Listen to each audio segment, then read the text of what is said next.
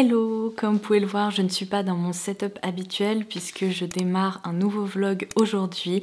J'avais absolument envie de partager ce moment avec vous et pour être tout à fait honnête, je pense que c'est une vidéo que j'aurais envie de re-regarder d'ici quelques années. Alors c'est beaucoup pour vous et un petit peu pour moi aussi. Alors avant toute chose, il faut que je vous explique le contexte de cette vidéo qui risque très fortement de vous donner le sourire puisque ça fait maintenant quelques mois que je partage des petits indices à droite à gauche avec vous et vous vous souvenez peut-être qu'en tout début d'année, dans ma vidéo Bonne résolution pour 2023 dans laquelle je partageais également mes buts, je vous avais dit que mon chéri allait célébrer ses 30 ans au mois de mars et que j'avais envie de lui organiser une grosse surprise. Alors ça fait déjà quelques mois que j'y pense et que je travaille là-dessus. Et vous savez quoi? Notre famille va s'agrandir, mais c'est pas du tout ce que vous pensez. Depuis qu'il doit avoir 2 ans, Benja rêve d'avoir un chien. Alors avec sa maman, on lui a organisé une surprise et on l'a inscrit sur liste d'attente pour un chiot. On pensait initialement qu'il arriverait en temps et en heure au mois de mars, seulement la nature en a décidé autrement.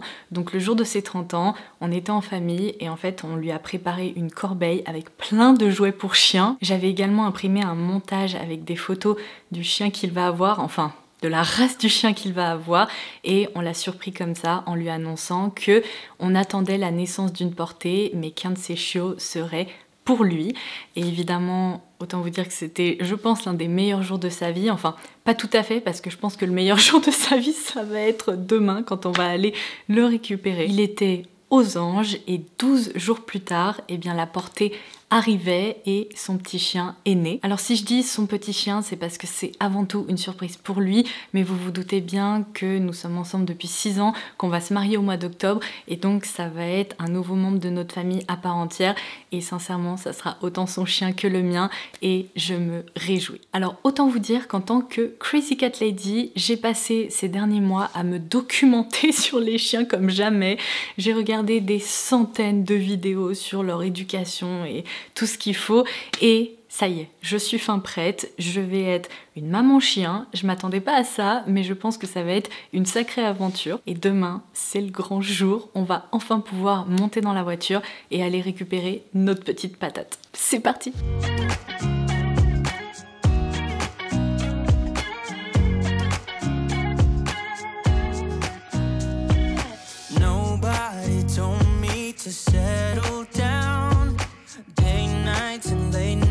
Don't get around, but there's something about you I like. You're crazy for saying I should slow down, but maybe I'm escaping the love we found. There's something about you I like, I get too drunk and too scared and lie to you. If only you knew I would die for you. One of us gotta say the obvious. Nobody loves me better. Nobody loves me better. Nobody loves me better. Guess I'm just too scared to settle down. There'd be many nights I got too high and almost left town. But there's something about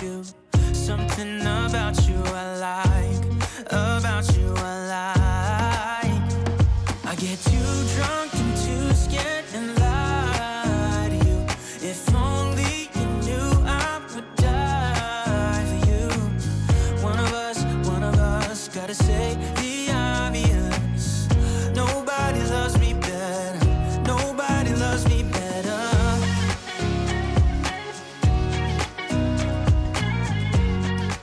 Hello, alors c'est le lendemain, je n'ai pas vraiment eu le temps de vlogger hier, donc je vais profiter de cette matinée un peu plus tranquille pour le faire.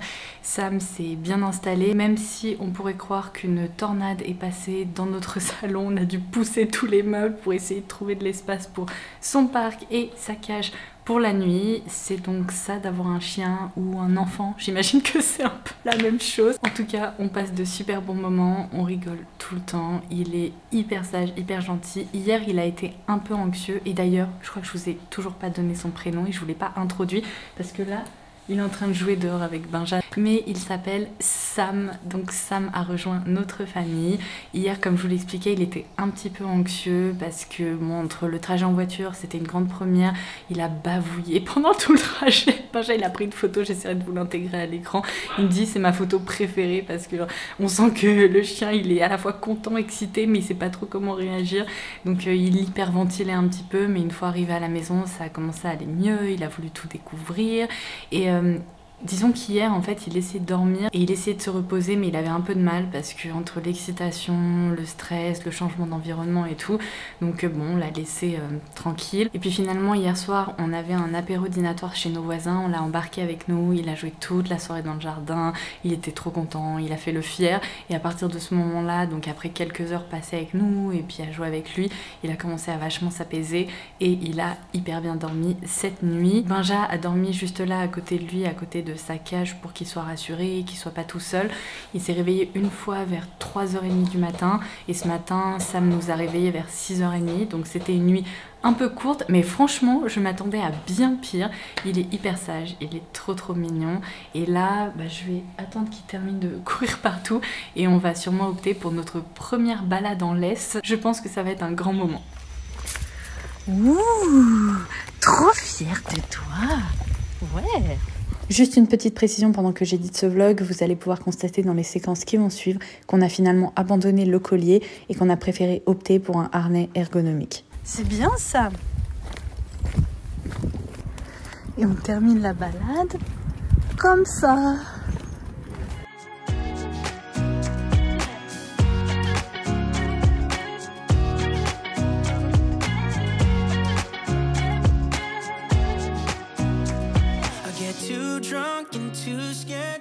Non mais je dois vous avouer que je rigole bien parce que quand j'ai commencé ce vlog, je suis partie avec toute la bonne volonté du monde. J'étais convaincue que ça allait être hyper fluide et que j'allais tout simplement vous filmer des séquences de façon régulière. Mais c'est chaotique parce que je dois vous avouer que donc la journée d'hier c'était la première journée complète à la maison et évidemment comme il est tout petit, eh bien il faut qu'il s'habitue, donc il était encore un petit peu anxieux. Il a tendance à respirer super vite et super fort quand il dort, donc il a encore du mal à contrôler sa vessie, il fait des petits pipi au lit on va dire.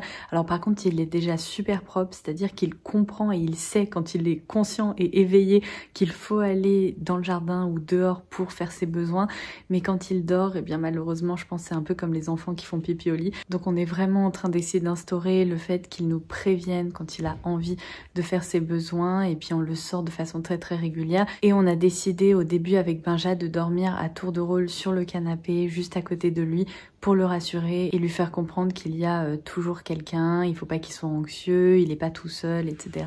Donc la nuit dernière c'était moi et franchement je suis contente parce que je pensais vraiment que j'allais être crevée, que j'allais devoir me lever, que ça allait durer 40 minutes à chaque fois, mais c'était pas du tout le cas. Franchement, je me suis levée 3 fois, plus après une autre fois, mais c'était vraiment plus le matin déjà.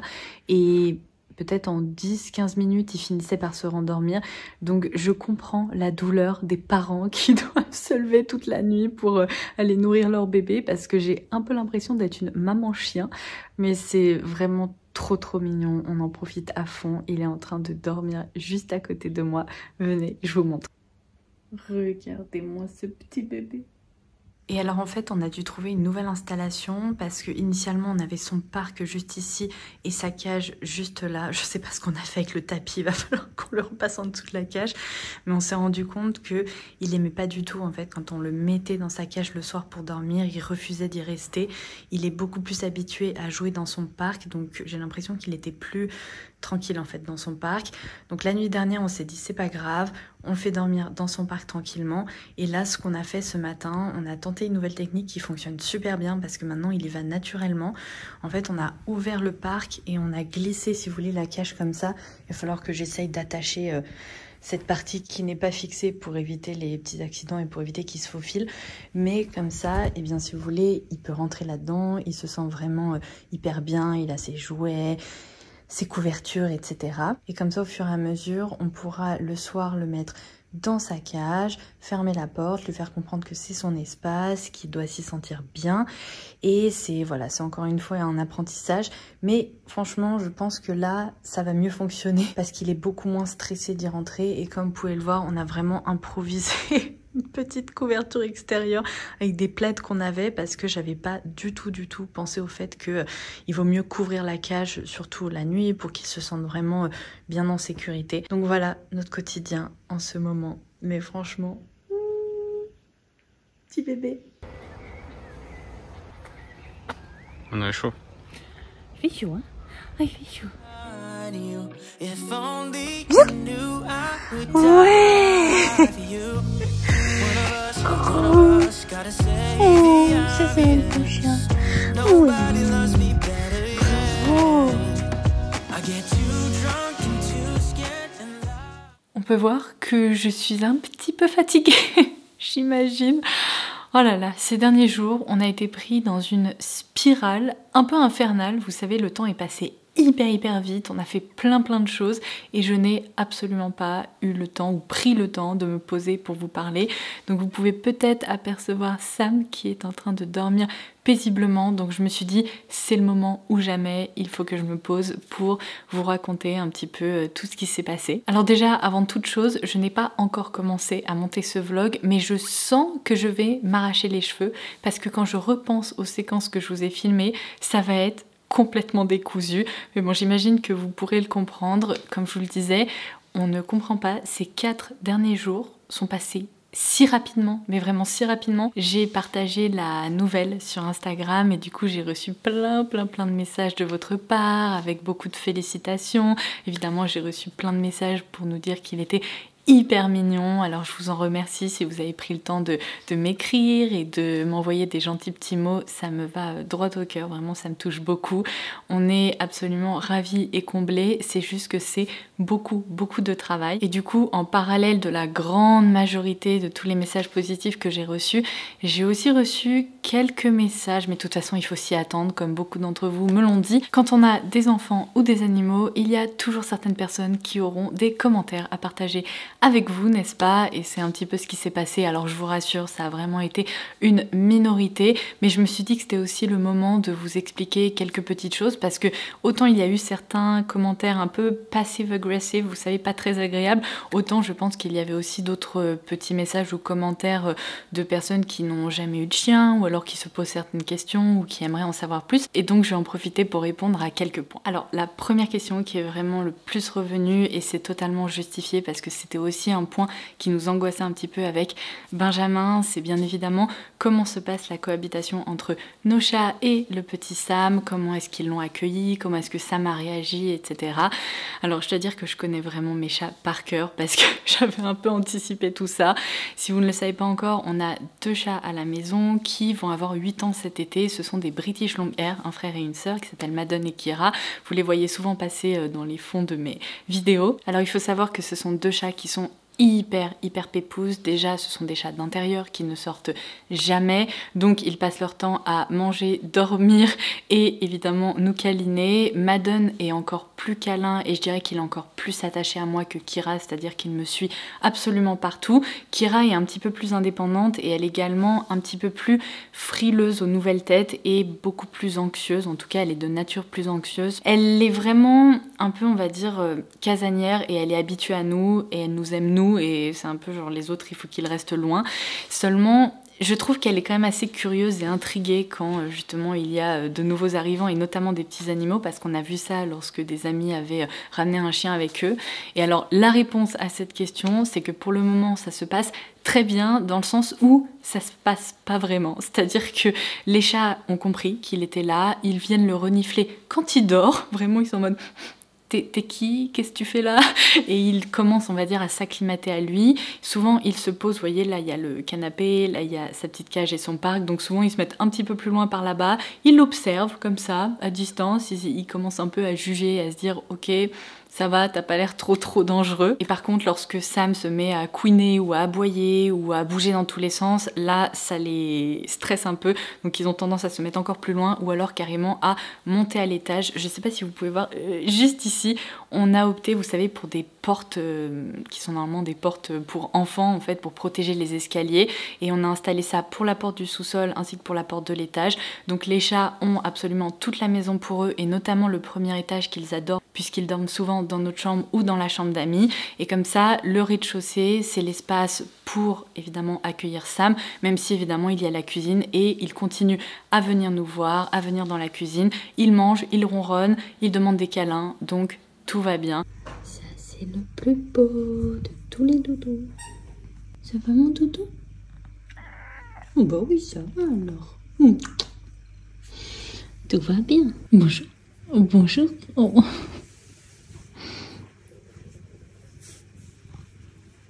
Bonjour ma minette. Je pense que ça va demander une petite période d'acclimatation, d'adaptation, mais je suis vraiment pas inquiète parce que je dois dire que Kira réagit plus mal quand ce sont de nouveaux êtres humains qui arrivent dans la maison que lorsque Sam est arrivé, parce que c'est vrai qu'il est encore petit et il est intrigué aussi, donc il les regarde, enfin bref. Donc pour le moment, le contact, c'est pas vraiment effectué, mais je suis sûre que ça va se faire de façon progressive. Alors ensuite, deuxième petit point, j'ai reçu pas mal de messages par rapport à tous ces pads là que vous voyez par terre qui sont un peu des pipi pads en fait. Vous m'avez averti sur le fait que ça peut être un peu contre-productif parce que en fait laisser un chien faire ses besoins dessus, eh bien ça entraîne le fait qu'après il est habitué à faire ses besoins à l'intérieur ou sur des tapis ou des choses comme ça. Je vais tout de suite clarifier la situation parce que je peux évidemment pas tout vous dire dans une mini vidéo qui fait 1 minute 30, je peux aussi pas partager tous les détails de notre organisation, de son éducation, parce que ça serait impossible, il se retourne dans tous les sens, il fait un boucan pas possible. Mais du coup, on ne l'éduque absolument pas à faire ses besoins à l'intérieur. Comme vous pouvez le voir, on a du parquet absolument partout et on est en plein dans l'apprentissage de la propreté. Maman, qu'est-ce que tu fais, loulou? Il en fait du boucan. Donc l'apprentissage de la propreté, ça passe aussi par ça et par des accidents ou surtout des accidents qui sont non contrôlés et contrôlables. On le sort toutes les heures, la journée, dans le jardin, là directement derrière vous, pour qu'il puisse aller faire ses besoins. La nuit, on se réveille toutes les 2-3 heures maximum pour, pareil, le laisser faire ses besoins dehors. Et sincèrement, en même pas 24 heures, il avait compris que les besoins, c'est à l'extérieur, soit dans le jardin, soit en promenade. De ce côté-là, j'ai envie de vous dire, il est déjà propre. On a halluciné parce qu'il a appris très vite. Par contre, le problème c'est qu'il a 2 mois, c'est encore un bébé et comme tous les bébés ou comme tous les enfants en bas âge, eh bien il y a des pipis au lit qui sont vraiment incontrôlables en fait. Il dort, il n'en a pas conscience et en fait on retrouve des petits pipis justement sur les pipi pads. Donc le plus pratique en fait c'est qu'on peut le retirer, le changer et comme ça notre parquet n'en prend pas un coup à chaque fois. On va garder ce système un temps et puis lorsque il y aura plus de petits pipis au lit, eh bien on pourra progressivement arrêter d'en mettre, mais pour le moment c'est absolument indispensable parce que sinon déjà notre parquet s'imbiberait de pipi et c'est absolument hors de question. Et ensuite eh bien ça permet aussi, j'ai n'importe quoi, quand il rentre du jardin, qu'il a un peu de terre sur les pattes et tout, c'est hyper pratique parce que au moins ça ne salit absolument rien. Un autre petit commentaire que j'ai pu recevoir, mais principalement de la part de personnes qui n'ont pas de chiens, qui n'ont jamais côtoyé des chiens ou qui n'ont jamais éduqué des chiens, vous posez des questions par rapport à la cage que vous voyez derrière. C'est vrai que dans les séquences la précédente que j'ai filmées, je vous en ai parlé, je vous ai expliqué comment on s'était organisé parce que c'est vrai que la séparer du parc, ça n'a pas du tout fonctionné. Si vous entendez des glouglous, c'est parce qu'il y a Kira qui est en train de boire à la fontaine, donc comme quoi vous voyez, elle se balade, elle fait sa vie, tout va très bien. Mais donc ce que j'étais en train de vous dire, c'est qu'en voyant une cage comme ça, eh bien la réaction de certaines personnes qui, entre nous, n'est absolument pas justifiée, c'est « Oh mon Dieu, pauvre toutou, il est enfermé, vous le gardez en cage, etc. » Il ne faut absolument pas voir cette cage comme une prison ou comme une punition. D'ailleurs, on ne le punit pas et on ne le met certainement pas dans sa cage pour le punir. C'est juste en fait son lit, sa petite maison, son endroit réconfortant et l'endroit dans lequel il se sent bien sécurisé. C'est un endroit aussi où les chats ne vont pas. On a essayé avec un petit coussin, un petit lit en fait, et ça ne suffit pas. C'est un chiot qui a une attention d'à peu près 3 secondes et demie, donc il court partout, il se déplace, il va faire des bêtises, alors qu'au moins dans sa cage, il peut vraiment se reposer, être tranquille et comprendre que c'est le moment de faire dodo tout simplement. Donc pour la nuit, c'est idéal parce que ça aide aussi à sa propreté, parce qu'un chiot, généralement, ça ne fait pas pipi là où ça dort, donc ça permet aussi de l'entraîner, si vous voulez, à retenir un peu sa vessie et à avoir conscience qu'il ne faut pas faire pipi aussi pendant qu'il dort. Et franchement, c'est hallucinant comme ça fonctionne bien, parce que vous voyez, je vais vous expliquer après comment on s'organise pour la nuit, mais il n'a absolument pas fait pipi dans sa cage depuis que il dort dedans, alors que lorsqu'il s'endort dans le parc, par exemple quand il est crevé et qu'il se couche comme ça, il y a toujours des petits pipis dans le parc. Donc c'est tout simplement un petit système qui permet de le rassurer et aussi de lui apprendre la propreté. À terme, on verra. Sachez qu'il y a des chiens qui gardent leur cage toute leur vie, qui adorent cet endroit parce que c'est cosy, c'est hyper calme, ça leur permet de se reposer. Mais il y a aussi des chiens qui transitionnent vers un lit ou vers un gros panier. Nous, on a déjà acheté un lit bien douillet, mais pour le moment, comme je vous l'expliquais, c'est beaucoup trop tôt, il comprendrait pas.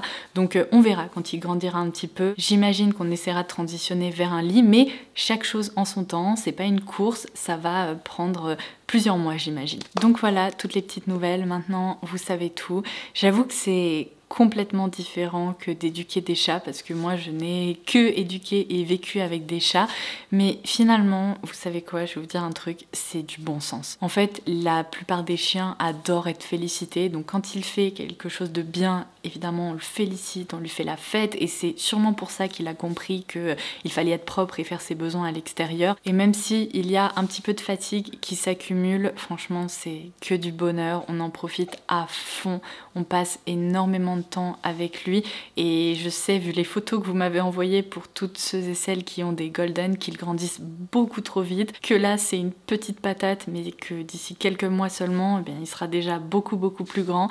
Donc on profite de cette phase de bébé. Ce sont des petits animaux qui sont hyper malin, il est sage, franchement il est très mignon, il est hyper curieux, il est un petit peu coquin, et tout va bien se passer. Franchement, je suis hyper sereine. C'est juste que je me dis, la période d'adaptation où il va beaucoup avoir besoin de nous, ça risque d'être compliqué pour moi au niveau du travail, mais je vais trouver des solutions. S'il faut filmer dans le salon le temps que ce petit bonhomme s'y fasse, je ferai ça et tout ira bien. Voilà, sur ce, j'espère que ces petites séquences avec Sam vous auront plu. On est ravis de l'avoir accueilli dans notre famille, et j'ai hâte de voir s'il va devenir copain avec nos chats. J'imagine qu'à partir du moment où Madone et Kira vont comprendre qu'il est tout chaud et qu'ils vont pouvoir faire des siestes avec lui, ça devrait aller, on devrait tomber sur des situations hyper mignonnes. Donc sur ce, je vous embrasse, je vous dis à très vite, et peut-être qu'on se retrouvera pour d'autres vlogs avec ça, et d'autres petits points de suivi, si vous voulez, de son éducation, ou alors de comment est-ce qu'il grandit et comment est-ce qu'il est mignon, parce que ça, je pense que je vais avoir pas mal de choses à partager avec vous à ce niveau-là. Ah, attendez, me revoilà, il y a Amazon qui vient de passer, et je voulais vous montrer ça. J'ai commandé un tapis de recherche pour lui hier, parce qu'en fait il adore son Kong. C'est un petit bidule comme ça qu'on fourre avec du yaourt et après qu'on congèle, et ça lui permet en fait de chercher le yaourt, et ça l'occupe pendant un moment. On peut aussi mettre pas mal de choses, bref, je vais pas m'étendre sur la question, mais il adore tous ces trucs en fait où on peut chercher, fouiller, etc.